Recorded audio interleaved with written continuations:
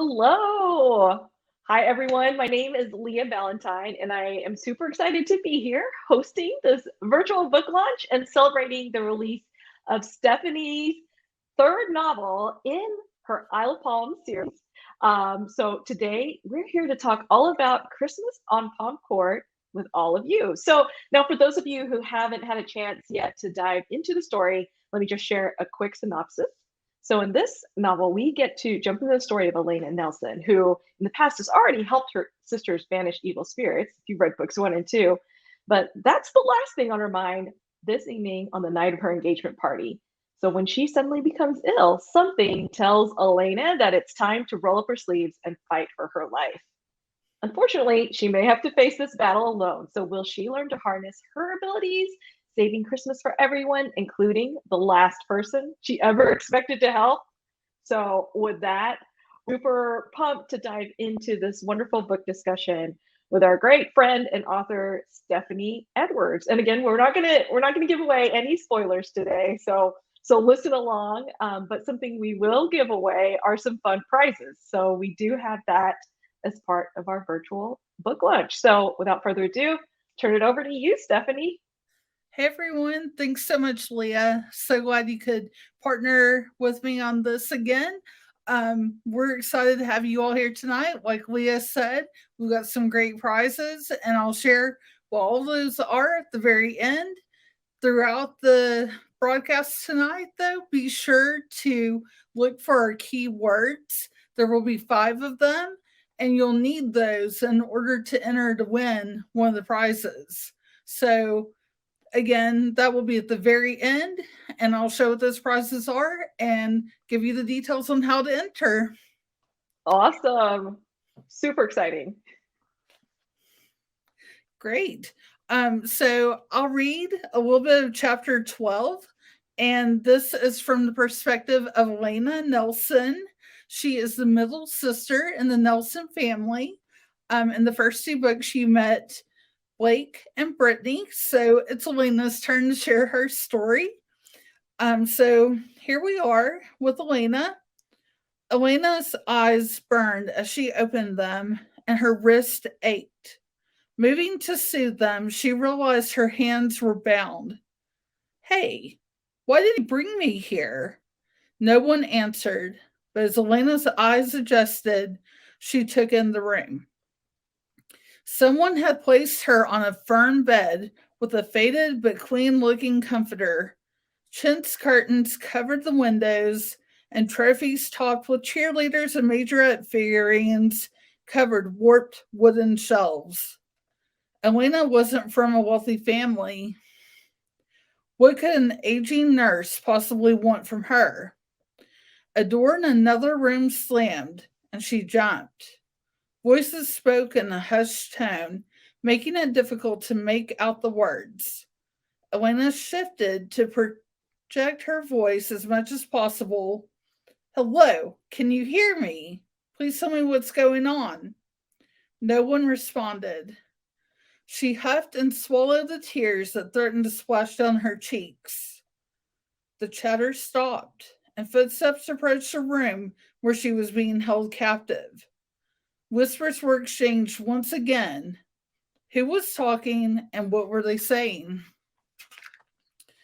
As the doorknob turned, so did Elena's stomach. Oh God, here we go. Ooh, that's so nice. Thank you, Steph. I know we're like, what's happening? And for those of you who have read it, we do know what is up. And there's a lot that's going on in this third. I still can't believe it. Your third novel in the Isle of Palm series. So congratulations on that. Thank So before we dive in, should we? Do you want to give out the first keyword to get the giveaway rolling? you. Yeah, let's do that. It, Okay. it's Christmas. All right, guys. The first keyword is Christmas. So remember, we have 5 of them.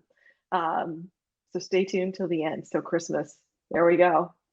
And I love that this is, set during Christmas time. And I think it's really interesting. Like, why did you decide to pick a holiday and this event to kind of drive a lot of the story. Well, I love Christmas time. It's just so magical and so many opportunities to show a family coming together to support each other. And if you've read either of my other two books, you know the Nelson family is so supportive of each other. And they do anything they can just to make sure that the others are safe and protected. There are all these really frightening experiences that they share. Hmm. Yeah, and like you were saying, it's really about family, and you've got the Christmas holiday, which is, of course, is the time for everyone to get together. So it really is like a perfect setup to bring the Nelson sisters together. And in this book, like you said at the beginning, this is Elena's chance to shine, and we get to hear her story. So now we've met all three. We've met Blake, we've met Brittany, and we've met Elena. And as you're reading, you can definitely tell that they're sisters, but there are so many things that set her apart from the other two. And I think that also comes through in sort of the overall vibe of the book as well. For me, it felt pretty different than the other two from the get-go. So I'd love to hear you talk a little bit about what it was like, writing this third book, writing about Elena, and also what things sort of made her stand apart from Blake and Brittany. So they're all very strong women and, like I said, very supportive of each other. But Elena has been so career focused. That's been maybe her biggest flaws, that she was so focused on her career that she forgot to think about anything else. She does happen to have a fiance, but she met him in college. And if she hadn't met him then, though, she probably wouldn't be dating anybody. She wouldn't have time. Mm-hmm. So this is really the path that she takes in the book really forces her to slow down and think about what matters the most in life. And there's some things that really surprise her along the journey. Mm-hmm. Yeah, all three of the Nelson sisters are very much driven. I mean, you saw that in Blake and her career at the beginning, and the same thing with Brittany and everything she accomplished. So it's no surprise that Elena would have that same sort of resilience and grit and ambition that the other sisters have as well.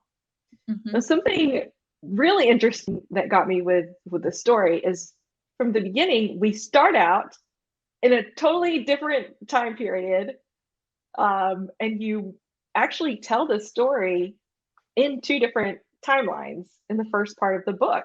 Mm-hmm. What was your inspiration for kind of setting it up that way when we were traveling back and forth between, from the 60s to present day time? I knew that I wanted to share more of Julia Caroline's story and how she built this great foundation for strong women and women who weren't afraid to fight for their family and themselves and what's right. So, Mm-hmm. yeah, it was really important to me to tell Julia's story, but also still focus in on the modern day Nelson family. Mm-hmm. Yes, Julia Caroline, of course, super progressive and independent. And of course, that, leads to, is the root of a very big conflict that happens during her timeline and everything that we see. So something that was quite outstanding to me from the beginning with Julia Caroline's story is how outspoken she was and how very like forward, and she knew exactly what she wanted to do and how she wanted to get there. And when you have her, kind of juxtaposed against James, she like comes out as, she's like the leader. To me, she was such an alpha, which was really cool to see in this 1960s, you know, female character. Definitely. Yeah, she was a woman during a time that women didn't have as much of a voice as they do now, but she didn't really let that hold her back in Mm-hmm. her career, her choices about her family life, and just everything to do with her wife and marriage. Mm-hmm. And something I have to say too is I found the book to be like a little sexier at the beginning. I mean, Julia Caroline knows what she wants, and she's gonna get it. But I love the flirtation in it, and how just it's very authentic and very bold, but that's her character. And so I really appreciated that, and I loved like reading it. I mean, this is a totally romantic suspense thriller, so we're gonna get some of that, sexy talk in there, right? Definitely. Yeah.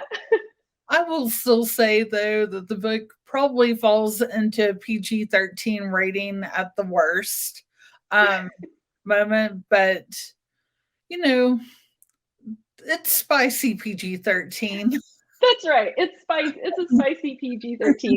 But I think what it is too is it's really just like shaping out her character, the way she speaks, and how direct she is. I love that. I love seeing that, in a strong female character, that Mhm. she can say exactly what she's thinking, and she knows what she wants. So yes, I really enjoyed that. So from there, what I think, I don't want to give away too much, but I think it's just really cool the way you do have sort of this back and forth in the timeline. As an author, how do you approach writing a story that way? It seems, it's complicated to be able to like outline this type of work. Like, how do you stick to your points and also create like this one universe, but still have us bouncing back and forth between different time periods?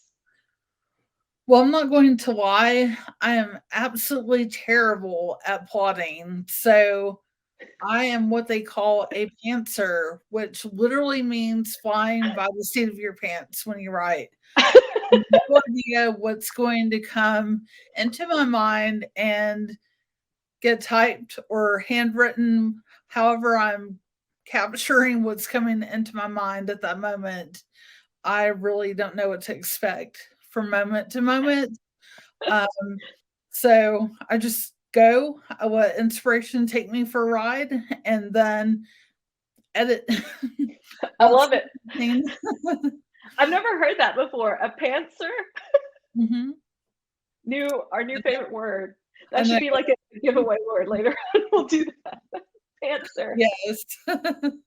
Well, it's interesting because it seems like, when you were writing your first book, had you already thought through, like Brittany's story and Elena's story when you were first writing about Blake, or this was also a pantser moment it came to you? I had no idea where things would go. Well, No, thanks for taking us on the ride with you. It's a lot of fun. thanks for coming along. I love it. I love that you are inspired, and then you write it and you write the flow, and the story like just tells itself to you. So you're kind of the vehicle or this channel for it. Yeah, I'm grateful. I hope it keeps coming, never stops. Hmm. For sure. Well, that's one thing I have to say is like, even though this is the third book in the series, does that mean that we've wrapped up like the Isle of Palms trilogy? Because there's still tons of story here left to tell. We meet so many different characters in this one. Mhm. Um, and going back into the past with Julia Caroline, and meeting, Ethel and Jacob Mason. There's tons of story there left to tell. So, what kinds of things could we expect? Is this sort of wrapping up the series, or can you give us any hints? So I think I'm hitting the pause button on Owl Palms for just a bit. Hmm. I'm wanting to venture into Appalachia, having grown up in Tennessee and lived here my entire life. Um, I thought it was only fitting that I pay tribute to my hometown and the mountains near where I live. So I'm going to do a historical fiction piece, and I'm currently doing my research and trying to find the inspiration for that story. After that, though, I may come back to Owl Palms and return to Palm Court. Ooh, nice. Oh my gosh. I want to dig in a little bit more on some of these future plans and then also talk a little bit about Palms with the second part of the book because I do have some questions there. But before we keep going, should we pop up our second keyword? Yeah. Sisters. There we go. So we've got Christmas, we've got sisters. So make sure to write that down, folks. Awesome. Okay. Now I'm really curious about the historical fiction that you're working on, the research you're doing. But before I jump into that, getting into the second part of Christmas on Palm Court, we really get to now like focus on Elena, present day, and everything that's happening. There are some characters that pop up in the second part of the book that we met in book 2, which is pretty cool. So again, as a pantser, I think it's interesting that you've been able to weave characters from the past into this current book. So what made you want to bring that character back into the Christmas on Palm Court novel? I really like the way that she challenged the Nelson sisters, and Mm-hmm. it was really a unique dynamic that they have with each other. So I thought I had to bring this person back. Mm-hmm. That was a fun twist for me. I was like, oh, we met you, and we know what you're Mhm. about. Awesome. And I like too that through Elena and her time, we also, we're still seeing like in Brittany, like we get to see Macy again, and that's very special. And I think that also just brings the whole like feeling of family together. And now you see this future generation, and also wondering what kinds of sensibilities does Macy have, just like her mom and the rest of the Nelson sisters. So with Elena, there's a little bit. She's got some different sensibilities, something a little extra about her. When you were writing this, and again, this could be part of just like the flow. How did you sort of think about like what kinds of powers and experiences the sisters would have? Like how would their experiences differ, and what things did you give them to make each one of them very special and unique? So it is absolutely just part of the flow for me. But with Elena in particular, I needed a vehicle to share Julia Caroline's story and not completely make the book all about her and the time period of being in the 60s. Uh, Mm-hmm. keep it a modern day book. And so Elena's gift that she uncovers in this book, um, it really helped me include the things that I wanted to without giving too much of Julia Caroline's story. Mm-hmm. It was like a perfect reflection. You can see, yep, Mhm. shared experiences in the characters.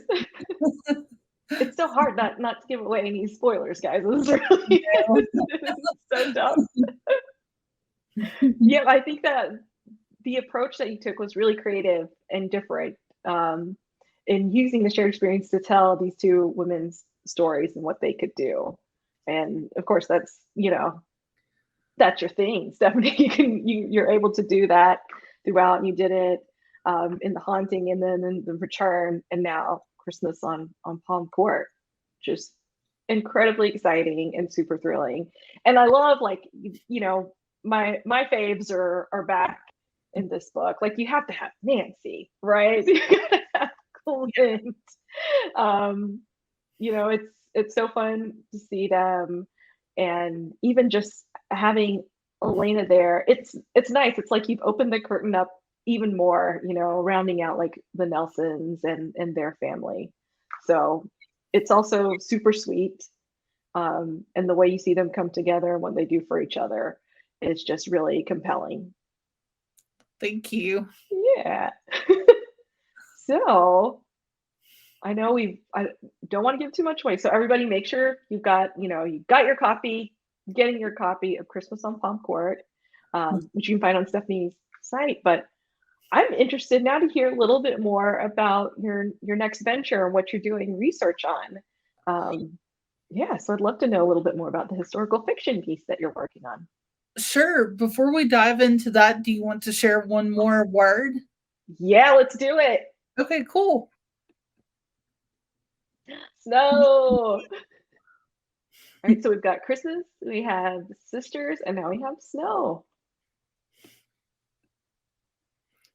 Okay, cool. Yeah. Well, I'll dive into the historical fiction piece I'm working on. So I have always wanted to tell the story of a young woman who is from a bigger city and she comes to a smaller town. And of course, Appalachia is a perfect setting for a small town kind of vibe. And also, this character will be coming to help the families in the area who have deaf children and helping them learn sign language and prepare the children for going to school and just finding independence and self sufficiency. I love that. Sounds amazing. And of course that's a very personal thing for you too, right? Yeah, definitely. My mom grew up with a deaf brother and sister and was very close to them, and she still works with the hearing impaired in her role professionally. I grew up with a deaf best friend, and I've been told that I learned to sign before I could speak with my voice. So, yeah, it's a very personal subject to me. Mm-hmm. And we get to see that to your second book, The Return with Brittany, and so that was really special to read that.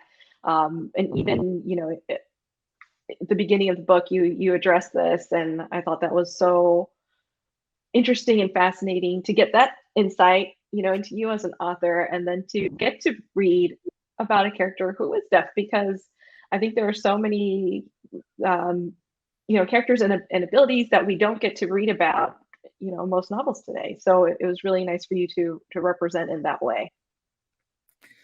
Yeah, it's always been really important to me. I feel like the more knowledge people have about people with different abilities, the more normalized it becomes. And it's just part of life. And we understand each other better and understand how to communicate with each other better. Mm-hmm. I think it's going to be really cool to read what you're working on. Now, what are some of the like kind of the research things that you're doing now to sort of get you set up to get the flow going so that you can get your story ideas out? So far, I've mostly been doing just online research and watching YouTube videos about Appalachia and also videos about schools for the deaf Mm-hmm. and their history. So just trying to absorb everything I can that way. And when I start building my draft, I will go out and talk to historians and also um, teachers and principals at schools for the deaf and try to just glean any information I can. That's awesome. That's so exciting, to be able to do research in this way. So you get to couple it with your own personal experience and then add your creative twist and tell a really cool story about something that's so personal. So I know we're all really excited to see that come together for you. So, do you think we should do another keyword? Yeah, let's see it. Spirit. That's a good one. So speaking of spirits and taking us back now to like the whole Out of Palms series, now that we've been introduced to the three Nelson sisters fully, is there one that you connect with the most, or do you obviously find yourself bits of yourself in each one? I'd say there are pieces of me in every single one of the sisters and even the other characters, with the Hmm. exception of Parker. I don't see myself in Parker at all. No, yeah, there's no way. We all hate Parker, but that's what Parker is, such a good evil person. Right. Who do you have the most enjoyment writing for? The good guys or the bad guys? Because you do a pretty good job at writing the bad guys. Um, I didn't hate having Parker drive off a cliff. I mean, that was Hmm. very therapeutic, after the way he treated Blake. You know, don't ever be mean to an author. You never know what will happen in a book, not in real life. Or in real life, guys, don't don't do it. I mean, even in this at the beginning with Jacob Mason, Mhm. there's people pretty evil and very nasty. So you do a wonderful job at writing these characters. It's my good inside, what can I say? I love it. So, are there any books that you're reading right now that are kind of getting you sort of refreshed and inspired? With sort of break you're taking in between this book and working on, your new piece of fiction. I'm planning to read The Moon Spinners. It was written in the 60s. It takes place in Greece, so the setting's completely different, but I'm hoping that some of the lingo and culture will sort of seep into whatever inspires me, my muse. That's awesome. I know you definitely have like your favorite authors that inspire you. Um, and then what was this, Moon Spinners? Is that Yeah, correct? Yeah, uh, that sounds really interesting. yeah. I know. Disney actually made a movie based on the book, featuring Haley Mills. Most people know Haley Mills from The Parent Trap or Yeah. Diana, but she did quite a few movies back in the 60s and maybe early 70s. Oh, wow. Well, that brings up another question. I know I've asked this before, but for this third book, who would play Elena in So, the movie? so funny you should ask. I was watching some YouTube videos about actresses just maybe a few hours ago, and I thought, oh, Jennifer Lawrence could play Elena very well. I could see that. Very She has the strong. same like vibe and the spirit, like Yeah. tough exterior. Um, yeah, well-intentioned kind spirit, and just knows what needs to get done Yeah. to save the day, to fix things, and to help people. Yeah. Oh, that's good. I believe she's Southern too, so she can probably do a Southern accent, which would be helpful. Mhm. And who played Todd? I'm not sure. That one's tough for me. That's a tough one. I mean, we all know who Nancy is, so Oh yeah, I really cannot wait for that casting to happen I know. and for us to see this on the screen, the whole series. I agree. That would be great. It'll If be a anybody lot of fun. is watching and you have connections to Hollywood, totally hit me up. All right. It's already done. We've got all three ready to go, the trilogy. Forget the whole Lord of the Rings. We've got Yeah. Isle of Fox. That was awesome. So should we give out the next and final keyword? Yeah. Canon. And if you've read, you know all about this canon. Speaking of canon, I do like the, use of, again, I think your travel writing and your experience as a journalist comes through with shaping the landscape and the setting. So being able to use landmarks and paint that picture of the space and the place was really impressive. And of course, we're in a little bit of a different space here too. So again, that's like another thing that stands out from your other two books. So what made you kind of like shift geography a little bit in this one? This is one area that I had to go back to the older books because I mentioned that Elena lived in North Carolina. So Mm-hmm. I had to make her main study North Carolina. But of course, I couldn't leave Palm Court out of the picture. So they definitely spend time on Palm Court. I mean, Palm Court is where there's a lot of action going on there. Oh, yeah, Gotta be there. for sure. Yeah, I thought it's so fun the way you create the feeling of the culture and the place through landmarks, through food too.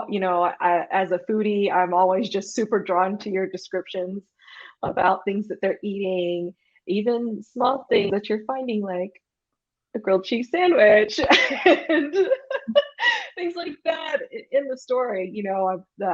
It's so visual. You can really paint that picture of place and feeling through food. So I'm sure all the foodies really appreciate it. I remember that definitely drew me in your first book, and getting to see the food and having Nancy deliver it and talk about food was really cool.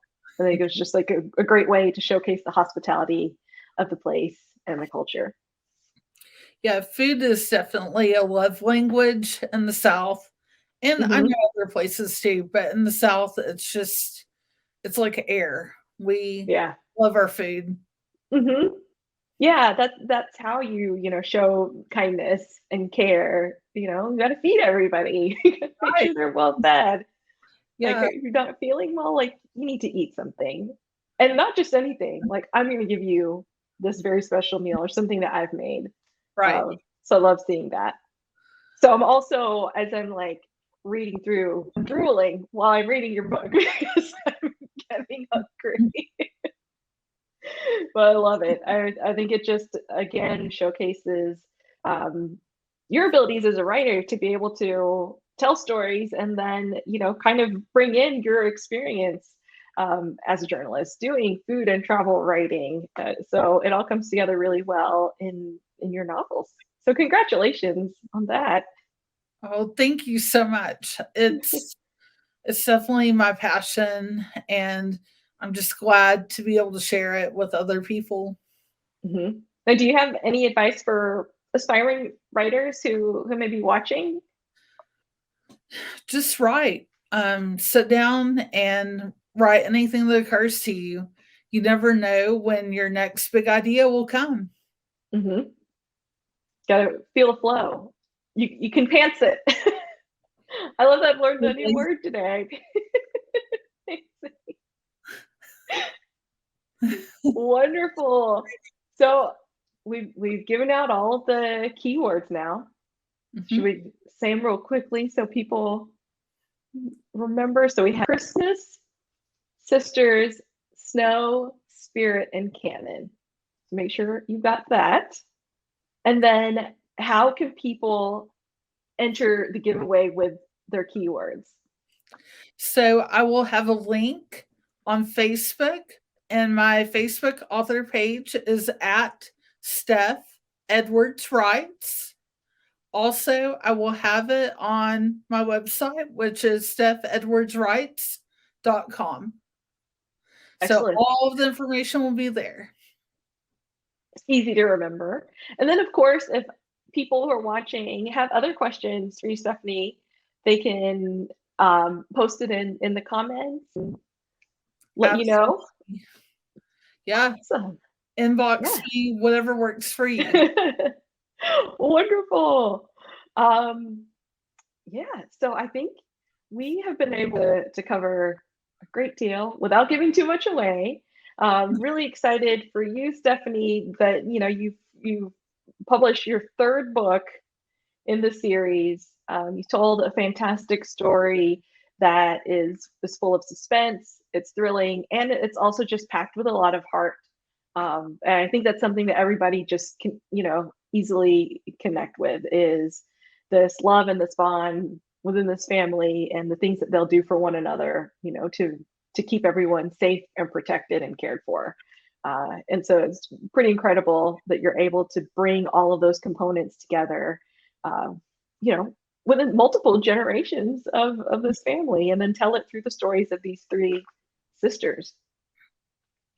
So congratulations and kudos to you. And I know we're all very excited on your next venture, your next book, that's going to be very personal and also like kind of a different genre for you there, right?